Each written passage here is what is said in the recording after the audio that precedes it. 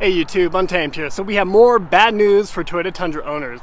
Dealerships are not even offering trade values or accepting them for purchase across the nation right now. We're seeing a lot of people bump into this issue right now because of that open recall that Toyota recently announced, that safety recall where Toyota had left debris in a number of their engines, over 100,000 vehicles affected by this, leaving debris during the production process within the engines.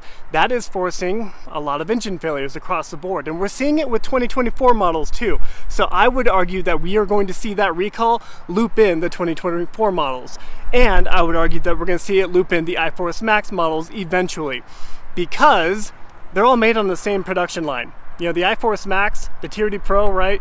Yeah, with the hybridization to it, it's made on the same exact assembly line. So if they affected the non-hybrid variants, we're likely going to see the hybrid variants follow. I'd be shocked if we didn't, honestly.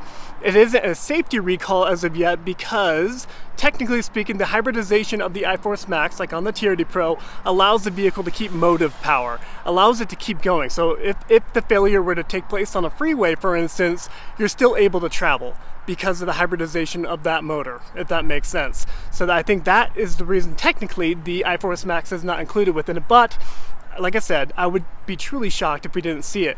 But it is frustrating, right? I mean, the Toyota Tundra here, it hasn't been a huge success from day one. I was talking about it before it became popular to talk about the Tundra being a flop, right? If you look at my old videos, guys. So I'm not afraid to shoot you straight on all the pitfalls of this Tundra here, as you've seen from a number of my videos.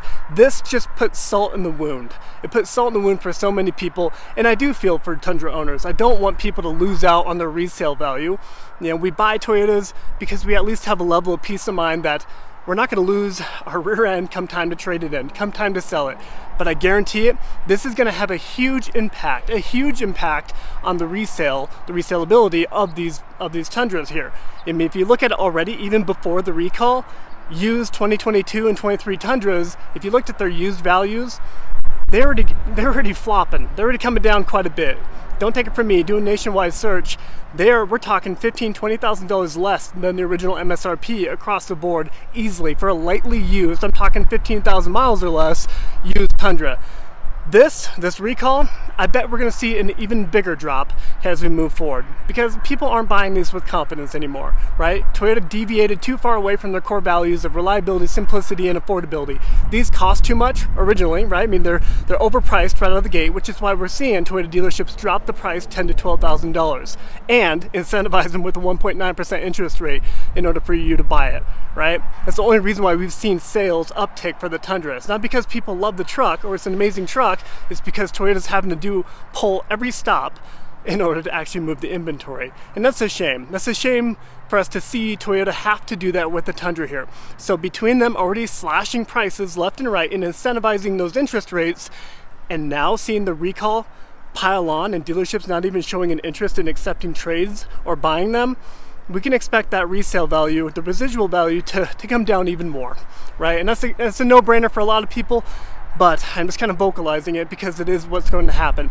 And it's really funny because we see a lot of people trying to go in and buy the previous generation Tundra. They're trying to get that 5.7 liter V8 now. And well, what's that forcing it? That's forcing the prices of the V8 up even higher, as we see right now. We see people trying to buy the V8 Land Cruiser right now. And again, even those values are teetering upward right now. Same goes for the V6 third generation Tacoma. A lot of people, I follow a number of Facebook pages, they'll often post the current value of their third generation V6, naturally aspirated V6 Tacoma, and they show the last 3 to 5 months, the value uptick $5,000 to $7,000. Pretty crazy, but I mean, history has shown that's what happens. And I guarantee the same thing is going to happen with the 6th generation 4Runner, guys. When they have that new 6th generation 4Runner come out in 2025 with the hybridized platform, the 4-cylinder turbocharged platform, I guarantee it, the naturally aspirated bulletproof 4-liter V6 4Runners, they're going to start upticking in price, especially if you have a very excellent condition, low mileage, TRD Pro in an exclusive color. I guarantee it, that price tag, it's going to it's going to remain pretty high for years to come. I'd be shocked if we don't see that, especially with that 4Runner. That 4Runner truly is bulletproof. It is the last of its kind. It is equivalent to the 5.7 liter V8 that we had in the previous generation Tundra, I would argue. So I'm gonna pop in this Tundra here behind me. I'm gonna remind you of the additional reasons why this Toyota Tundra has been a total flop. Sorry guys. So we have a key to a 1974 edition Toyota Tundra here. This one does not have the iForce Max, right? A big tell is when you just look at the hood, you don't see that little iForce Max, little fake vent here in the corners, right? Whereas this one does not have it, so you would expect maybe this to be in the $50,000 price range. But even still, we are over 71 grand for this 1794 edition Crew Max.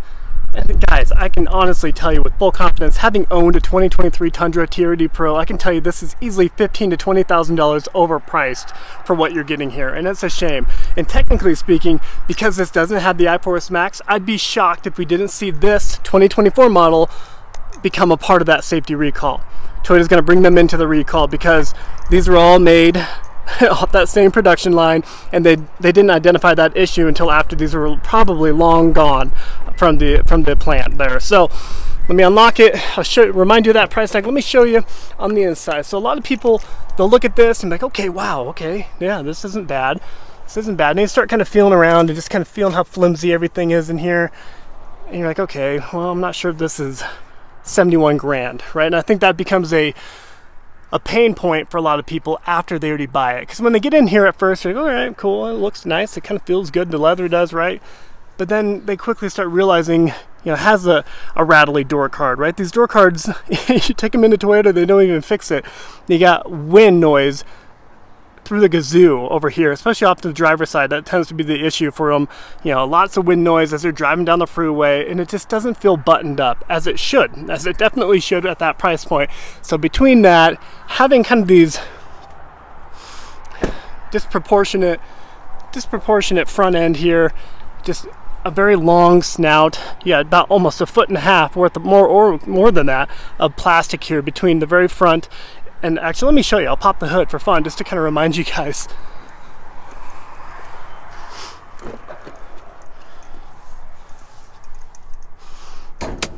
Let's look at it.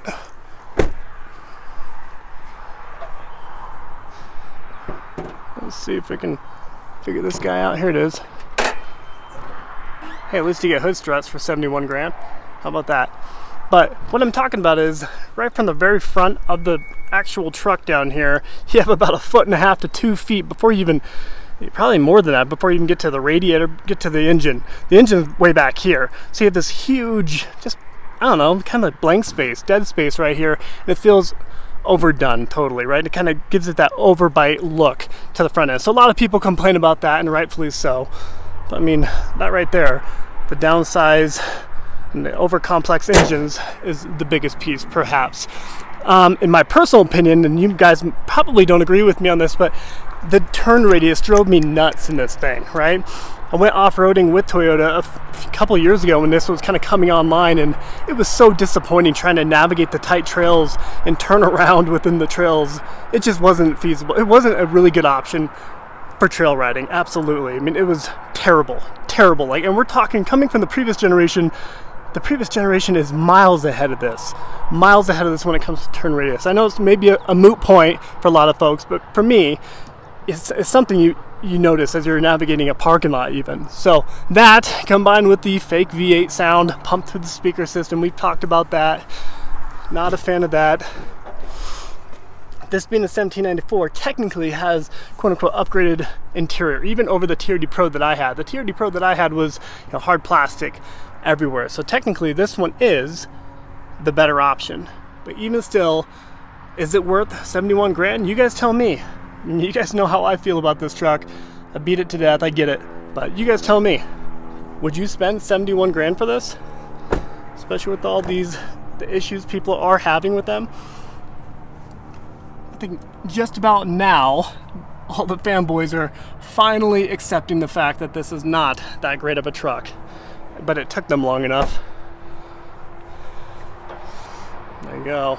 I want to remind you of what this sounds like when you start it up. And maybe had I not owned the 5.7 liter V8 with a TRD catback exhaust before buying my 23 Tundra TRD Pro, had I not owned that, this wouldn't have bothered me that much. But let me remind you, foot on brake.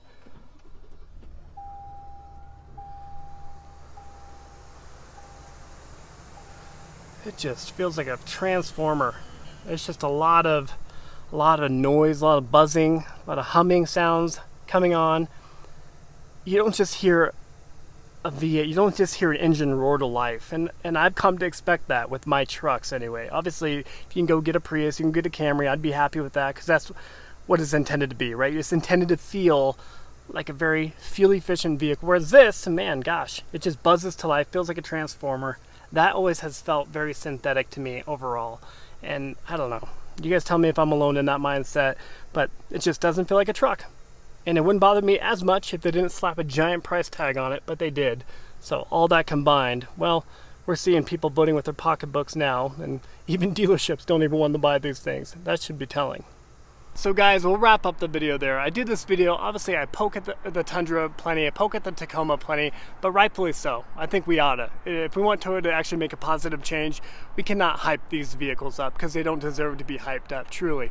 This right here, we're not seeing dealerships buy it, mainly because that recall, they can't sell it legally if it does have an open safety recall on it, and there is no projected timeline to fix it. We have a projected timeline for notifications for people to be informed fully if they have an affected vehicle, but we don't have a timeline from Toyota to actually fix it, and we don't know what that fix is truly going to be.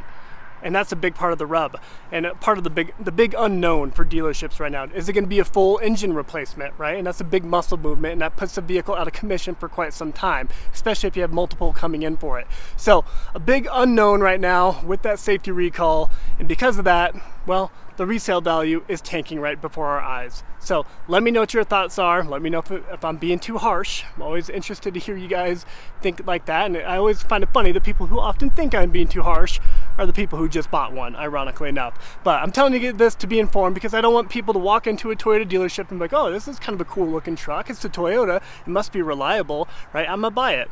Then before you know it, you're upside down $20,000 to $30,000 on it because you thought it was a Toyota of the past. So let me know what your thoughts are. Appreciate you guys watching as always. Until next time.